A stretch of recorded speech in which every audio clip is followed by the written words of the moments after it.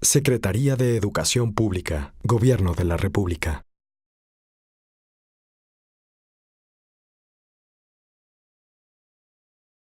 Muy buenas tardes, muchas gracias Enrique por esta invitación. Es para mí un honor y un gusto poder estar hoy aquí con ustedes. Sé que esta es su reunión número 100, ¿no? Cumplen 100 el próximo año, pero esta es la reunión número 100, que los quiero felicitar. Sé que además han hecho una renovación del Consejo, incluyendo aquí a José Manuel y a nuevo secretario y a todos los que nos acompañan. Entiendo que es parte de esta renovación, cambiaron estatutos también. Así es que los quiero felicitar y para mí es un gusto y un honor poder estar aquí con ustedes. Saludar especialmente en el Día Internacional de la Mujer a las mujeres aquí presentes. Pocas todavía, Enrique, pero por lo mismo muchas felicidades. Sin duda, me imagino mujeres muy destacadas en sus regiones, en sus empresas y que son sin duda orgullo para todos. Déjenme, le decía hace un momento a Enrique, si me lo permiten, hacer una presentación inicial. La intentaré hacer lo más breve posible, en donde en términos generales pueda explicar todo lo que estamos haciendo en relación a la reforma educativa, que es una reforma que, si bien se ha concentrado mucho en el tema de las evaluaciones y que las evaluaciones es una parte fundamental de la reforma, es una reforma mucho más amplia, que se ha construido a partir de 7 grandes prioridades, las cuales muchas de ellas estamos iniciando este año. Este año 2016 en ese aspecto es el año clave de la implementación de la reforma, porque estamos presentando muchas de estas políticas sustantivas y están empezando a implementarse. Poderles dar una visión general, pero que sepan con más puntualidad de qué se trata esta reforma, todo lo que estamos haciendo y después poder abrir a preguntas y respuestas, que es lo que más me interesa, poderlos escuchar a ustedes. Y a lo mejor ahí podemos abordar algunos temas que sé que son de su interés, pero de manera más puntual.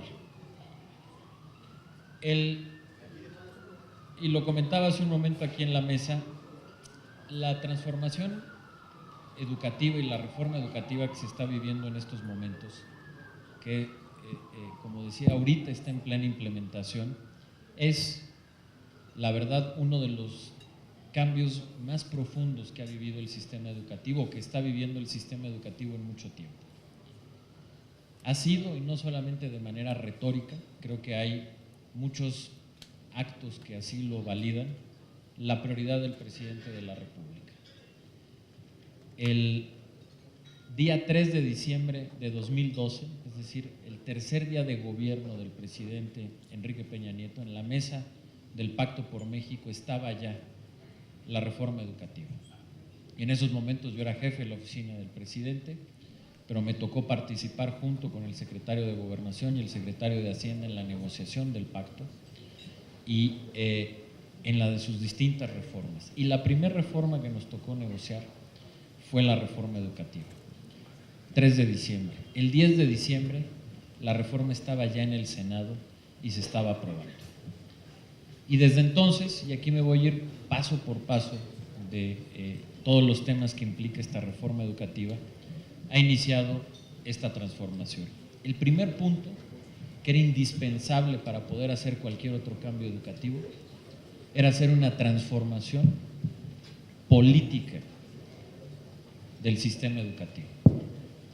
Yo creo que para nadie aquí es un misterio que el sistema educativo era un sistema clientelar, corporativo, opaco, en donde el Estado mexicano no tenía la rectoría en materia de educación.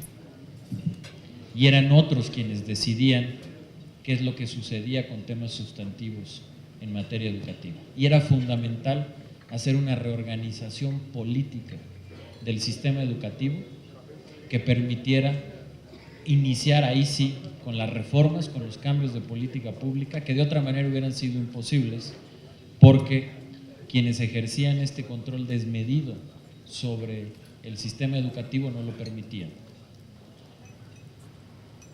el sindicato en aquel momento, el sindicato de maestros y particularmente algunas de sus secciones, para hablar claro. Y creo que también desde el primer momento se acreditó la firmeza del presidente de la República en avanzar en ese tema, desde el 2013, y en que esta situación política cambiara, y es parte de una política que está en marcha y que sigue su rumbo. La última parte de esta política tiene que ver con lo sucedido en Oaxaca. Hace apenas unos meses, en el mes de julio del año pasado, es que se toma la decisión de recuperar por completo la Rectoría del Estado en materia educativa en Oaxaca, previo a otras decisiones que se tomaron con anterioridad, que todos ustedes conocen. Y a partir de eso ha venido una ruta en donde hemos aplicado la ley todas las veces que se tenga que aplicar, es decir, se han aplicado los descuentos a los maestros que han faltado de manera injustificada.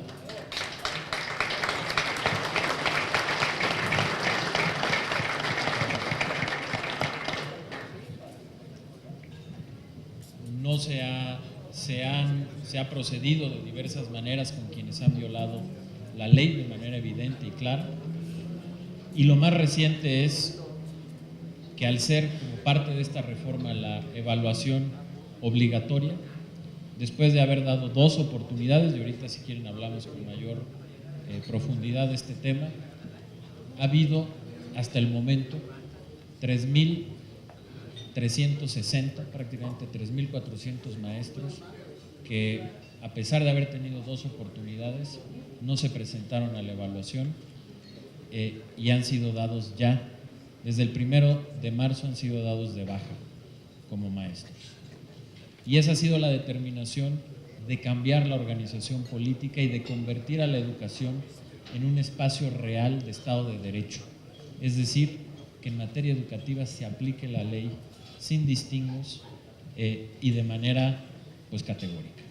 De la misma manera, por ejemplo, iniciamos un proceso de depuración de la nómina magisterial y hace un mes pudimos comprobar plenamente 2.200 comisionados sindicales con goce de sueldo, cosa que está prohibida.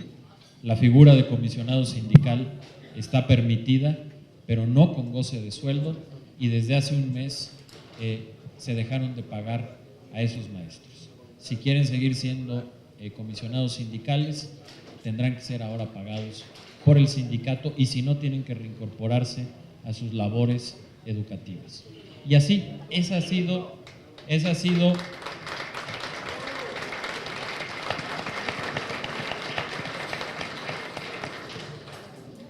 y ahorita, si quieren, podemos ampliar en las preguntas algunos de estos temas, pero ese ha sido el primer paso, que reitero es un paso de reorganización política y de ir estableciendo la ley y el Estado de Derecho en materia educativa. Después, y una vez que se dieron varios pasos en este sentido y que se ha podido avanzar ya en la sustancia de la reforma educativa, el siguiente punto ha sido una reorganización muy necesaria de las escuelas, con el programa de la escuela al centro. ¿Por qué? Les doy solo un dato. En México, en promedio, únicamente se destina el 60% de la jornada escolar a la enseñanza y el otro 40% del tiempo se pierde. Se pierde porque al interior de las escuelas no hay una organización correcta. Esto deriva que, por ejemplo, muchos maestros y particularmente los directores de las escuelas tengan que destinar cerca, este es el caso de los directores, cerca del 70% de su tiempo en atender papeleos y trámites burocráticos en lugar de atender sus obligaciones educativas dentro de la escuela. Y eso requiere de una reorganización, quitarle burocracia a las escuelas, primer punto. Segundo, llevar recursos a las escuelas. Hoy las escuelas en México no tienen un presupuesto propio. ¿Qué pasa, por ejemplo, con temas tan simples como si se rompe el vidrio de una escuela? Pues hay 2 opciones, o ahí se queda, y esa es la razón de por qué se ha deteriorado mucha de la infraestructura educativa en el país, o se tiene que recurrir a pedir una cooperación de los padres de familia. Con esta reorganización estamos llevando dinero directo a las escuelas, que quienes ejercen la Contraloría son los padres de familia. Actualmente existe un programa que está llevando recursos a 25,000 escuelas en todo el país, que ha sido evaluado por el Banco Interamericano de Desarrollo y que a partir de esa evaluación, que fue muy positiva, lo vamos a escalar a 75,000 escuelas. Junto con esta reorganización, que tiene más puntos que si quieren podemos tratar, pero hago señalamiento a dos, particularmente a una porque fue una propuesta que desde hace mucho tiempo formalmente hicieron ustedes, hizo la Concanaco Servitur, y que hoy está en tránsito de volverse una realidad, y es la flexibilización del calendario escolar. Hoy en día es obligatorio que todas las escuelas del país tengan un calendario de 200 días. Como lo anunciamos, en próximos días el presidente de la República va a estar enviando una iniciativa al Congreso de la Unión para flexibilizar esta situación. ¿Cuál es la propuesta que vamos a hacer? Manteniendo exactamente el mismo número de horas que se imparten al año, dar a escoger a las escuelas de las regiones del país si quieren impartir ese número de horas en los 200 días que hoy son obligatorios, con la jornada que hoy existe, o pueden optar a reducirlo a 185 días, incrementando la jornada diaria. Por ejemplo, las escuelas que hoy tienen una jornada de 4 horas pasarían a tener una jornada de 5 horas y tendrían 185 días. ¿Qué utilidad tiene esta? Pues tiene muchas utilidades regionales. Ahorita precisamente estábamos hablando con José Manuel, en el caso muy concreto de Yucatán, pues esto va a venir a ayudar a la propia economía del lugar, porque va a permitir que haya veranos más largos, si es que optan por este calendario, y poder continuar con una práctica de los veranos, donde se va a poder incentivar la economía pues, de las zonas costeras, me imagino que particularmente de Progreso, por ejemplo, en el caso de Yucatán, en otros lugares donde también hace mucho calor, quienes sean del norte del país, particularmente de algunas zonas de Baja California, de Sinaloa, de Sonora, las 3 últimas semanas del verano, cuando todavía tienen que ir a clases, no hay condiciones reales para que los niños estén estudiando, y en las escuelas donde hay aire acondicionado las cuentas se van al cielo y eso termina en adeudos con CFE o en una gran cantidad de problemas. Hay ajustes regionales, por ejemplo en Aguascalientes la Feria de San Marcos, que ya de manera informal pues ajusta su calendario en función de la feria. En fin, por muchos motivos vale la pena dar esta flexibilidad, y quienes no quieran moverse del calendario de 200 días también lo vamos a permitir. Vamos a dar esa flexibilidad que creemos que va a ser muy útil, que va a permitir que se utilice mejor el calendario escolar en beneficio de las regiones. Pero conjunto con esto, porque es muy importante, particularmente para los padres y para las madres de familia, vamos a iniciar algo que antes no existía, por lo menos no a nivel nacional, que son las escuelas de verano. Vamos a abrir escuelas públicas para que los niños y los jóvenes de escuelas públicas puedan tener cursos culturales, deportivos y de remediales para quienes no tuvieron un buen año escolar durante el verano de manera gratuita, y que esto pueda ayudar a los padres de familia a que puedan seguir trabajando, que sepan que sus hijos están en un lugar seguro, que no están en la casa, que no están en la calle, y que además pueda complementar su formación, reitero, con actividades culturales, deportivas y de remediales. Esto nada más un ejemplo de esta segunda prioridad que nos va a permitir reorganizar la vida de las escuelas para aprovechar mejor la enseñanza. Siguiente prioridad, que tiene que ver también con las escuelas, la infraestructura. Hoy también, gracias a la reforma educativa, sabemos a través del censo educativo con mucho detalle las deficiencias que tenemos en infraestructura, y para eso les doy solo un dato. Hoy sabemos que el 11% de las escuelas del país ni siquiera tienen baños. Olvídense de que los baños estén en muy malas condiciones, que es algo que sucede en muchísimas escuelas. 11% no tienen baños, y en las zonas menos desarrolladas del país como Oaxaca, Guerrero o Chiapas, esta condición llega hasta el 30%. Y por ello es que el presidente de la República, en su informe pasado de gobierno, anunció el programa de Escuelas al 100, que es un programa en el que vamos a invertir 50,000 millones de pesos adicionales para poder arreglar y dejar en condiciones de dignidad a un poco más de 33,000 escuelas de todo el país. Es la inversión más grande que se ha hecho en infraestructura escolar en las últimas décadas.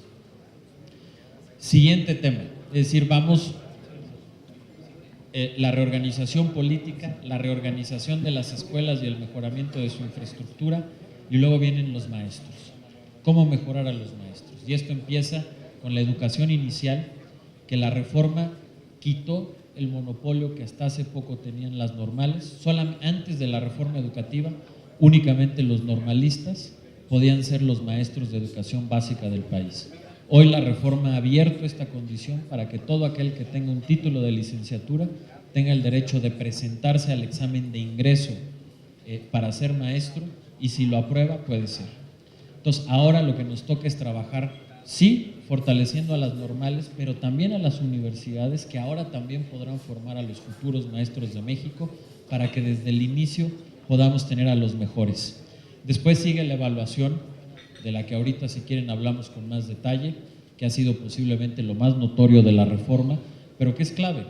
La evaluación nos permite saber qué está haciendo bien un maestro y qué necesita corregir. Y a partir de ello viene la tercera parte, que es la capacitación. Y precisamente el día de ayer anunciamos la Estrategia Nacional de Capacitación para los Maestros, de la que también podremos hablar más adelante, pero solo les doy un dato para que vean la dimensión que se está dando a la capacitación de los maestros con la reforma. Hasta el año pasado, el presupuesto para la capacitación de los maestros a nivel federal eran 200 millones de pesos. Para este año 2016 vamos a tener más de 1,800 millones de pesos.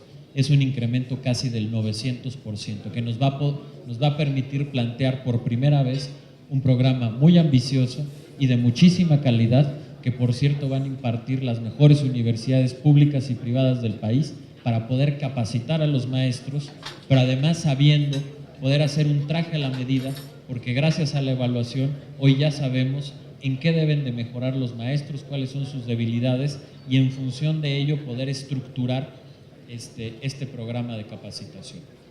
Y al mismo tiempo también estamos reconociendo, así como estamos tomando las decisiones de que la evaluación es obligatoria y que aquel maestro que no se evaluó se le da de baja, como a estos 3,360, también estamos premiando con justa razón a los maestros que tuvieron un buen desempeño. Todos los maestros que obtuvieron una calificación destacada o excelente, que fue el 8% de quienes presentaron la evaluación, a partir de la segunda quincena de mayo y retroactivo al 16 de febrero, van a recibir un incremento del 35% de su sueldo base. Aquí el mensaje es muy claro.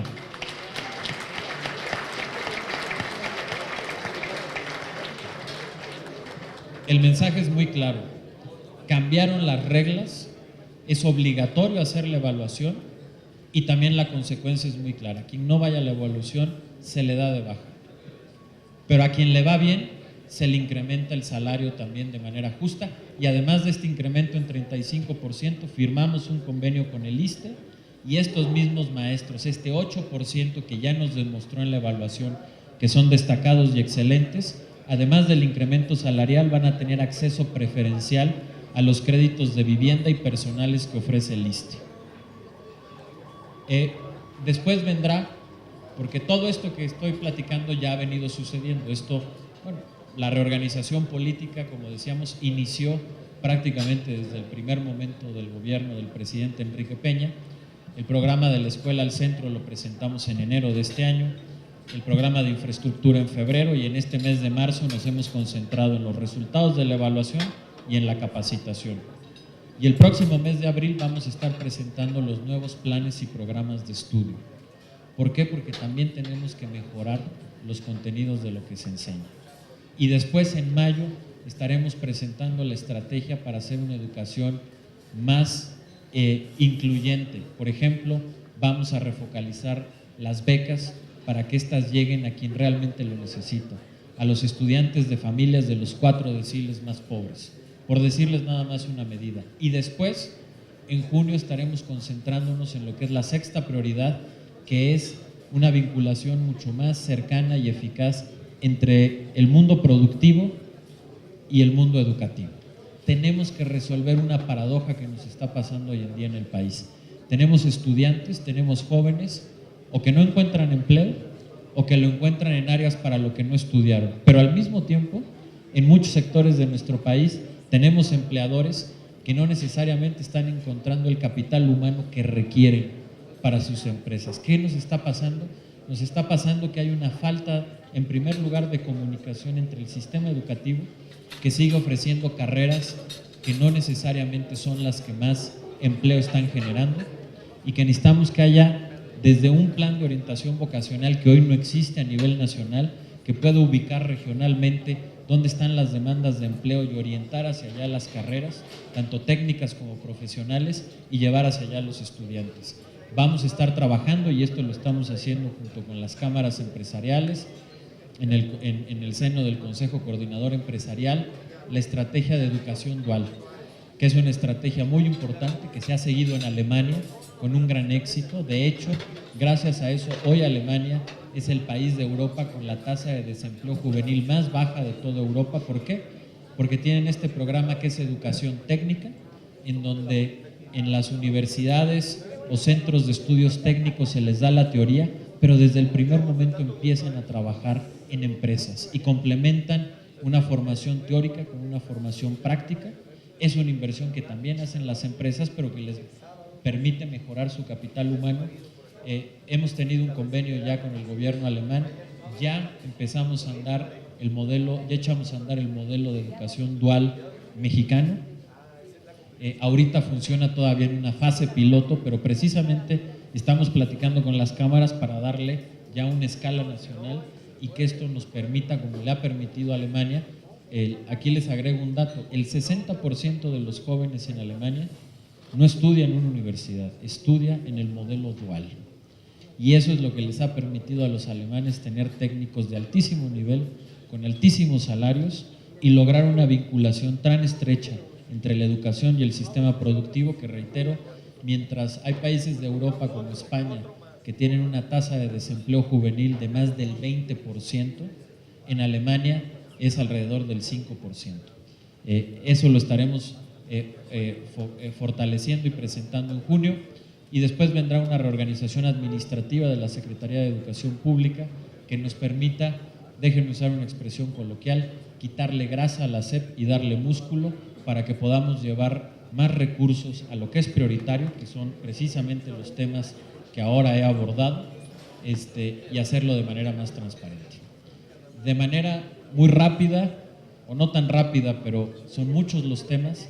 De manera general, en todo esto consiste la reforma educativa. Y es lo que, les reitero, vamos a estar haciendo este año. Estarán viendo que prácticamente cada mes estoy presentando una nueva política pública, la estamos empezando a implementar, y en la conjunción de cada una de ellas es lo que nos va a permitir ir haciendo este cambio tan profundo en materia educativa.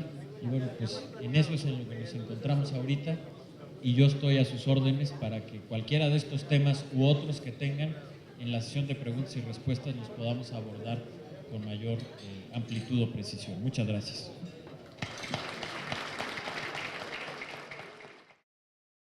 Secretaría de Educación Pública, Gobierno de la República.